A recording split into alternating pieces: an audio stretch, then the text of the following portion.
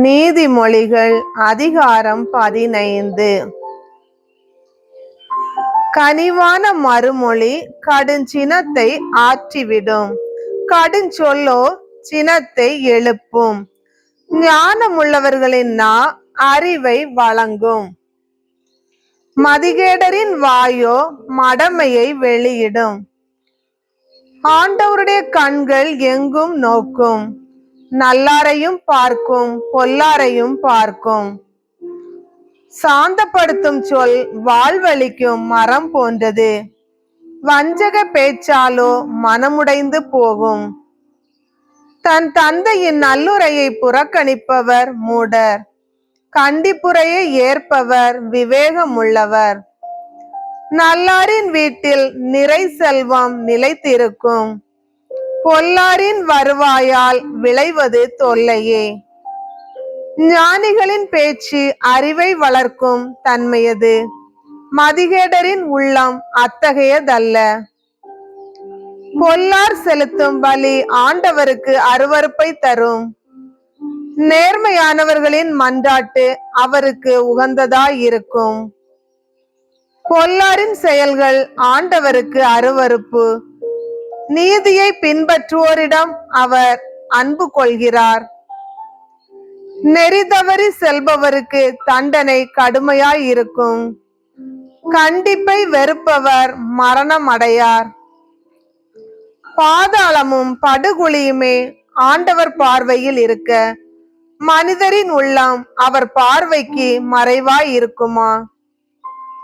ஏளனம் செய்வோர் தம்மை கடிந்து கொள்பவரை விரும்பார், ஞானமுள்ளவரிடம் செல்லவும் மாட்டார்.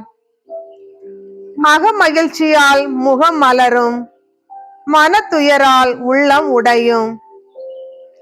விவேகமுள்ளவர் மனம் அறிவை நாடும், மதிகேடர் வாய்க்கு மடமையே உணவு.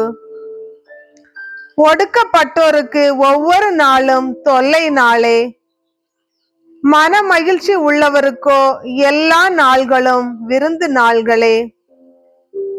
பெரும் செல்வமும் அதனோடு கவலையும் இருப்பதை விட, சிறு தொகையும் அதனோடு ஆண்டவரிடம் கொள்ளும் அச்சமும் இருப்பதே மேல். பகை நெஞ்சம் கொண்டோர் படைக்கும் நல்ல இறைச்சி உணவை விட, அன்புள்ளம் உடையவர் அளிக்கும் மரக்கறி உணவே மேல்.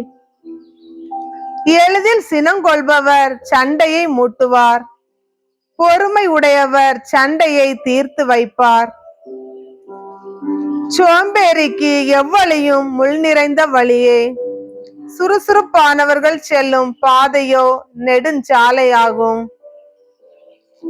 ஞானமுள்ள மகன் தன் தந்தையை மகிழ்விப்பான், அறிவற்ற மகனோ தன் தாயை இகழ்வான். மூடன் தன் மடைமை குறித்து மகிழ்ச்சி அடைகின்றான், மெய்யறி உள்ளவன் நேர்மையானதை செய்வான். எண்ணி பாராமல் செய்யும் செயல் தோல்வியடையும், பலர் திட்டமிட்டு செய்யும் செயல் வெற்றியடையும். தக்க மறுமொழி அளிப்பவன் மிக்க மகிழ்ச்சி அடைவான், காலமும் வேளையும் அறிந்து சொல்லும் சொல்லால் வரும் மகிழ்ச்சி இன்னும் பெரிது. விவேகமுள்ளவன் செல்லும் பாதை பாதாளத்திற்கு செல்லும் பாதை அல்ல, அது வாழ்விற்கு செல்லும் பாதையாகும். இருமாப்புள்ளவர் வீட்டை ஆண்டவர் இடித்து தள்ளுவார், கைம்பெண்ணினது நிலத்தின் எல்லைகளை பாதுகாப்பார். தீயோரின் எண்ணங்களை ஆண்டவர் அருவருக்கிறார், மாசற்றோரின் சொற்களே உவப்பளிப்பன. வன்முறையில் செல்வம் சேர்ப்பவர் தம் குடும்பத்திற்கு தொல்லை வருவிப்பார், கைகூலி வாங்க மறுப்பவர் நீடித்து வாழ்வார். சான்றோர் எண்ணி பார்த்து மறுமொழி கூறுவர், பொல்லாரின் வாய் தீய சொற்களை பொழியும். ஆண்டவர் பொல்லாருக்கு நெடுந்தொலையில் இருக்கிறார், தமக்கு அஞ்சி நடப்போரின் மன்றாட்டுக்கு செவிசாய்க்கிறார். இன்முகம் மனதிற்கு மகிழ்ச்சி தரும், நல்ல செய்தி உடம்பிற்கு உரம் அளிக்கும்.